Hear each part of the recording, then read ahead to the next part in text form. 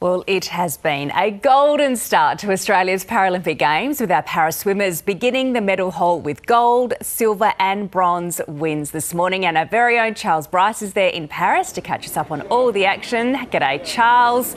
So gold on day one. Couldn't have been a better start to the Games, really. No, it doesn't get much better than this, does it, Emma? Tom Gallagher having the perfect start to his Paralympic campaign, winning gold tonight in the S10 50-metre freestyle. He was quickest throughout the heats this morning, and he backed that up with a phenomenal swim, taking out the 50-metre in 23.4 seconds. It is really a splash and dash, that 50-metre freestyle race, barely taking a breath during their sprint to the wall. It was an incredible race, and he certainly picked up his form in Tokyo. He finished fifth in that same event, but it is the golden boy for Australia at the moment. We also had some other success in that race as well. Rowan Carruthers was also in there. He was one of the favourites for this race. Of course, the defending champion of the 50-metre freestyle in the S10 classification. He finished third, and it was a really touching moment during the medal ceremony between those two. Tom Gallagher inviting Rowan Carruthers up onto the top step of the podium as the Australian national anthem sang out around the crowd. The atmosphere inside the stadium, inside the pool right behind me, was absolutely incredible. It was deafening from time to time, particularly when Frenchman Ugo Didier won gold. The crowd went absolutely bonkers. You could barely hear yourself think.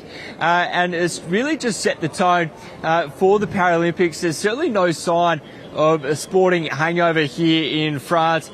So with that gold medal, it's put Australia sixth on the medal tally already, with plenty more competition still to come. And Charles, that wasn't the only medal Australia claimed overnight. No, we saw quite a bit of success in the pool as well. Brendan Hall, Australia's flag bearer, he proved that you can go to the opening ceremony the night before and then back up with a phenomenal performance. That was in the 400-metre freestyle in the S9. He had a pretty tough race. He did really well. For the majority of that, it looked like he was out of medal contention, but a really strong final 100 metre really saw him back into contention. The 50 metre, the final 50 metre was really where he shone and was able to move into that third place. Lakeisha Patterson, also in the S9 400 metre, she came away with a silver medal. She had a strong lead throughout the majority of that race. She went out to a 4-second lead. That was cut down to just over a second with about 100 metres to go. Unfortunately for her, she couldn't hold on. She came away with silver by just 0.3 of a second. So heartbreak for Lakeisha there, but second is still a phenomenal performance. And it's just wrapped up a great night for the great first night here in the pool. It certainly was a great first night. And Charles, plenty else happening as well. Take us through the rest of day one. Well, the Wheelchair Rugby got underway today. Australia taking on Great Britain. Going into this game, you would have expected the Aussies to come away with a win. They are the current world champions, but that wasn't to be. The Great Britain, they held about a 3-try lead for the majority of the game. The Aussies fought back within the dying minutes in that last quarter. They got back to within 1 try, and really looked like they had that momentum in the final 2 minutes, but a couple of unforced errors and a couple of turnovers saw Great Britain take